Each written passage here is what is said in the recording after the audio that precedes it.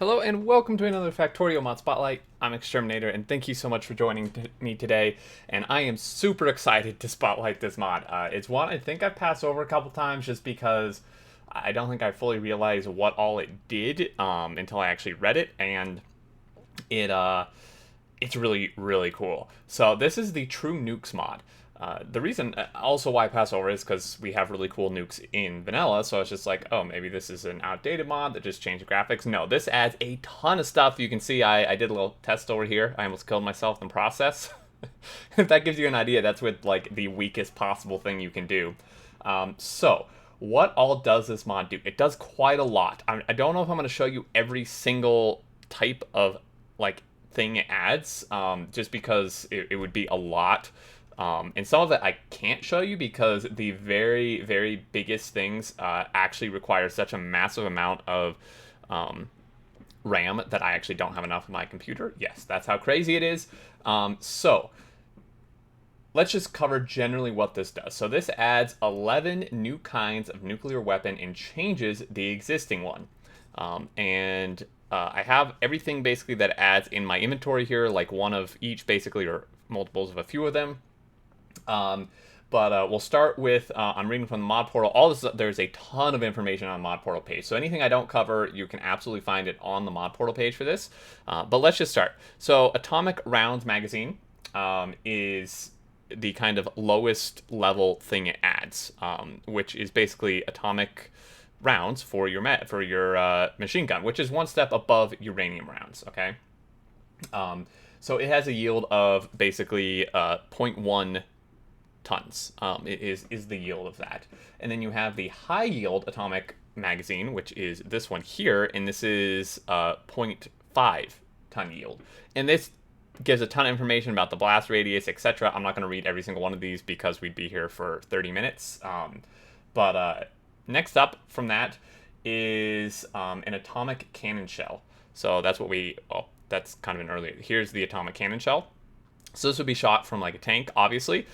Quite strong. This is a 2-ton yield, and creates an energy wave causing fires for 50 meters and a blast wave causing sweeping destruction across over 100 meter radius.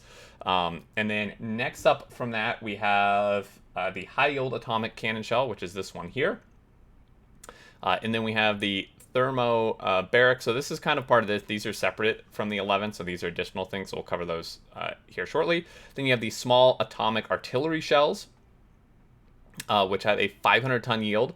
Then you have the atomic artillery shells, which have a 1 kiloton yield.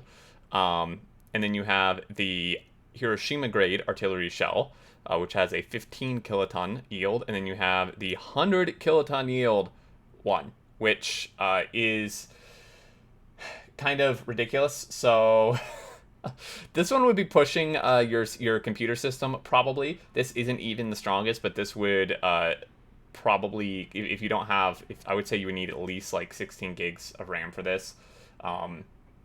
So the description on the mod portal page for this says this is equivalent to many real nuclear weapons and is ridiculously large. And then the last highest level possible thing is, so this is the fusion weapon, but if we come down over somewhere in here, I had it previously. There's a building. I think it is this fusion weapon one right here. So this says true scale and complexity. So it needs to be placed in a building. So this is the building. So you would place this, and then within this, I'm just showing you this now because you can choose within here. This is how you would then choose. So basically, like it says, you have to place the thing in the building, and then it gives you 2 minutes to escape. If that gives you an idea how big it is. So the nuclear weapon building, which is this can detonate at 15 kilotons, which we see here, 100 kilotons, or 1 megaton. And this 1 megaton says it requires at least 20 gigabytes of RAM to avoid crashing the game. So I will not be showing this because I don't have that. I have 16 gigs of RAM.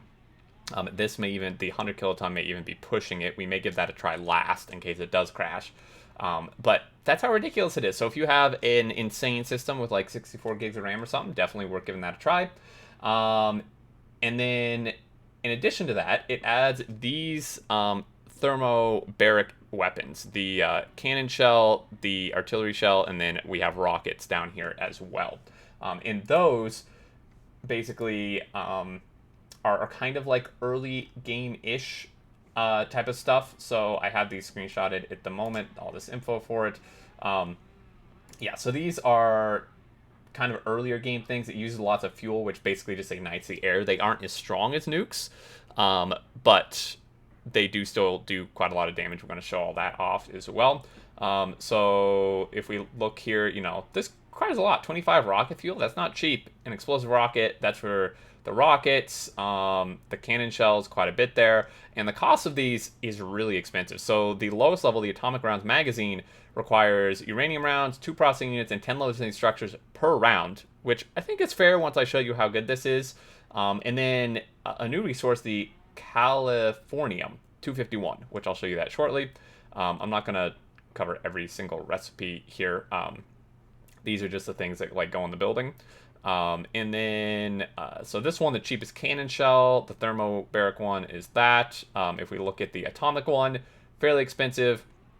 This one, the high yield one, fairly expensive. If we start looking at the higher level of these, they start getting very pricey. 100, 235 for this, 200 for this one, and then the 100 kiloton is 2 other new resources, the fog bank and tritium canister, as well as heat pipes, and the previous one, and then processing units, so you can kind of see where this is going. And then lastly, this one, which is the building I showed you, this thing is really expensive. This is like a rocket silo equivalent or more. So quite expensive there. Okay, so there's all that. Lastly, before I show you, I know you want to see, but I want to at least explain how all this works first. The tritium breeder fuel cell, so this is basically made from water and then uranium, and both uraniums, and then some iron for that. And then the fog bank is made from petroleum, low-density structures, plastic, and sulfuric acid. And then the Californium 251 is just like a more refined version of the current uranium. So it just takes 235 and 238 to make that. And then the tritium canisters, I believe, should be in here somewhere. I think so. So the tritium canisters, I tried looking through all this. I'm not 100% sure how you would end up getting this, because I looked through this, but I can't find it. So you get this, the fuel cell, which then maybe you can turn into it. And there's research for all of this. Again, all this information is on the mod portal. I'm sure it says how to get the canister. So tritium processing. Okay, so here we go. So we would take the tritium extraction, used up feeder cells, basically, and then it would give you the canister. So that's how you get it. Okay, so let's test this out. I know, sorry for the wait. I'll put a timestamp in the comments if you just want to skip to this. But anyway, so weakest version of this. I almost killed myself in the process. I'm actually going to give myself some shields here.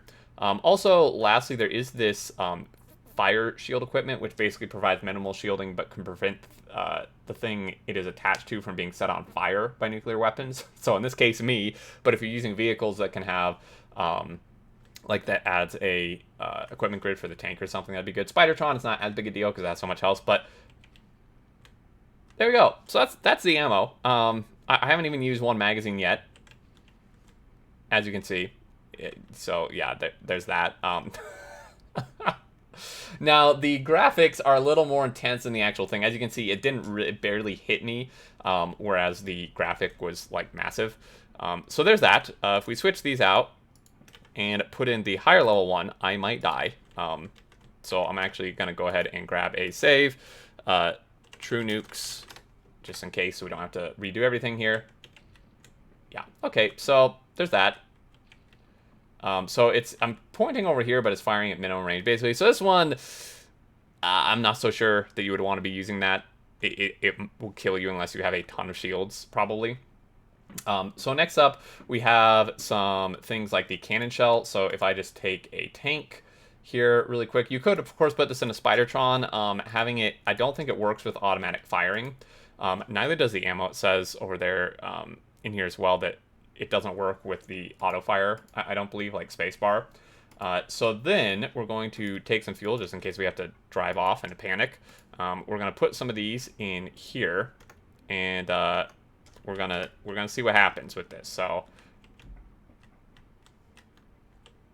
Okay, so this is super pixelated. You can change this in the settings. There's a bunch of settings too. As you can see, it basically... So this was the Thermobaric one. So it lights things on fire. It doesn't really do all that much damage, though. So it will wipe trees and create a fire, which would still kill bugs, but it doesn't actually do a ton of straight-up damage, the Thermobaric one. Same with the rocket. I'm not going to show that because it's basically the same exact thing. It's actually maybe a little better. And that noise is actually, I think, like a Geiger counter, maybe. So there's that. Now let's take a look at like the atomic. So the 2-ton yield, which is like the smallest actual type of nuke thing.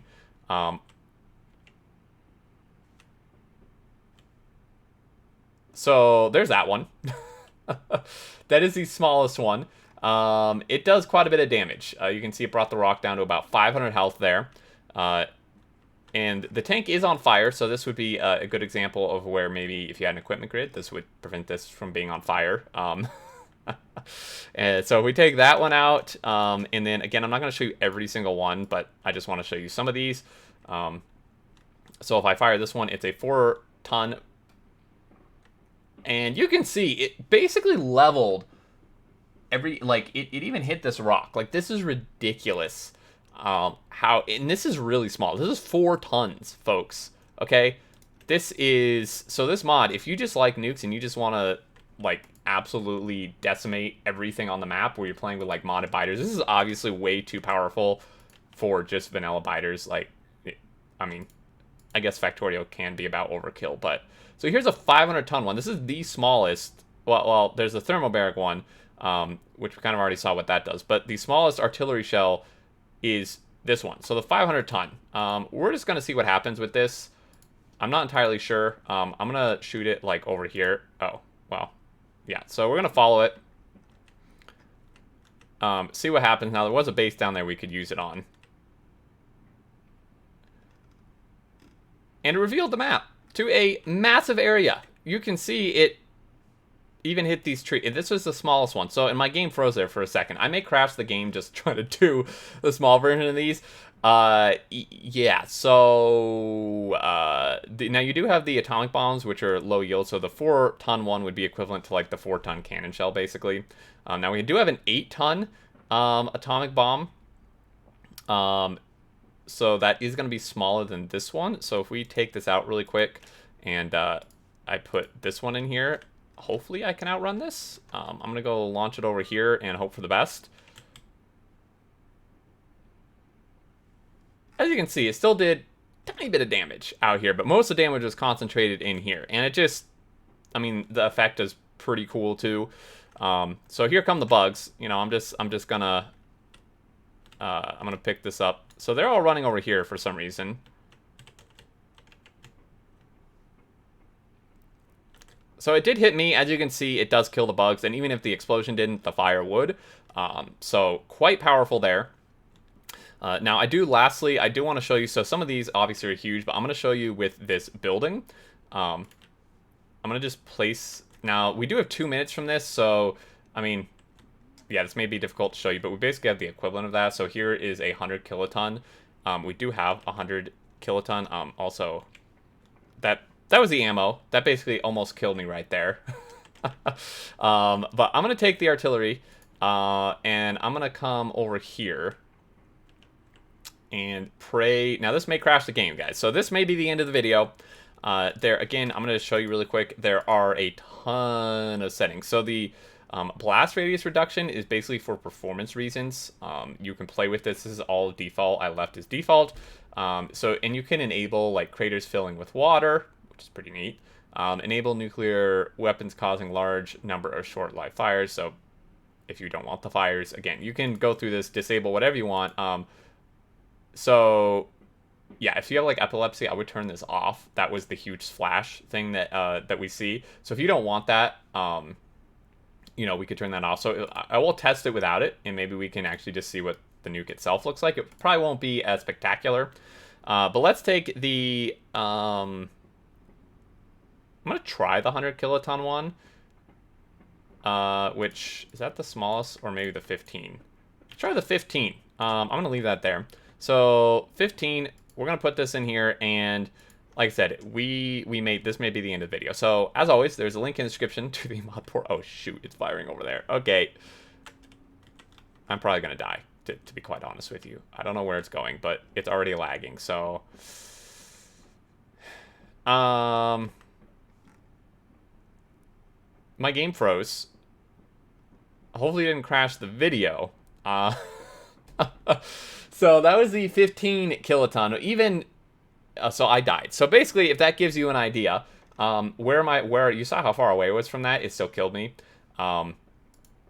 So I'm gonna respawn, and I mean, you can just, yeah. So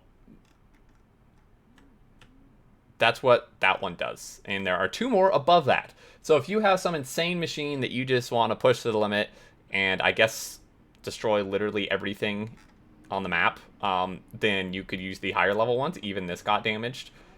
So there you go, guys. That is a true Nukes mod. It is over the top to the extreme, which I love.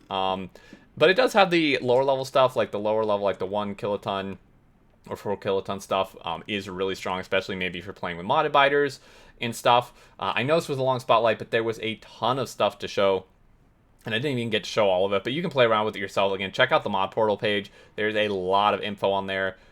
You can see what's happening. So this is actually damaging me running through this, so I obviously wouldn't do that if I were you. But yeah, so this created like a crater over here even. It's kind of ridiculous.